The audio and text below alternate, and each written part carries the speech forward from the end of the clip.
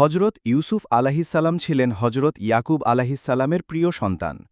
ছোটবেলায় স্বপ্নে তিনি দেখেছিলেন সূর্য, চাঁদ ও ১১টি তারা তার সামনে সিজদা করছে। এই স্বপ্ন ভবিষ্যতের বড় একটি ইশারা ছিল। ভাইয়েরা তার প্রতি হিংসা করে, কূপে ফেলে দেয়। পরে দাস হিসেবে বিক্রি হয়ে মিশরে যান। সেখানে আল্লাহ তাকে সুন্দর রূপ ও প্রজ্ঞা দান করেন।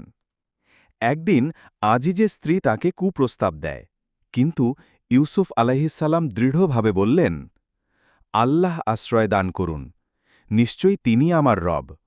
সূরা ইউসুফ ১২-২৩। অন্যায়ের কাছে মাথা নত না করে তিনি জেলেও যান, কিন্তু আল্লাহ তাঁকে সেখান থেকেও জ্ঞান ও স্বপ্ন ব্যাখ্যার ক্ষমতা দেন।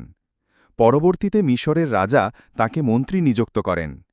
অবশেষে ভাইয়েরা ক্ষুধার্ত হয়ে তার কাছে আসে, আর তিনি তাদের ক্ষমা করে দেন। রাসূলুল্লাহ সাল্লাল্লাহু আলাইহি ওয়াসাল্লাম বলেছেন, তোমরা পরস্পরের প্রতি হিংসা করো না, বিদ্বেষ করো না, বরং আল্লাহর বান্দা হয়ে ভাই ভাই হয়ে থাকো। সহিহ মুসলিম। হজরত ইউসুফ আলাইহিসসালামের জীবন আমাদের শেখায়, হিংসা ও লোভ ধ্বংস ডেকে আনে, কিন্তু ধৈর্য, তকওয়া ও ক্ষমাশীলতা মানুষকে মর্যাদায় উন্নত করে।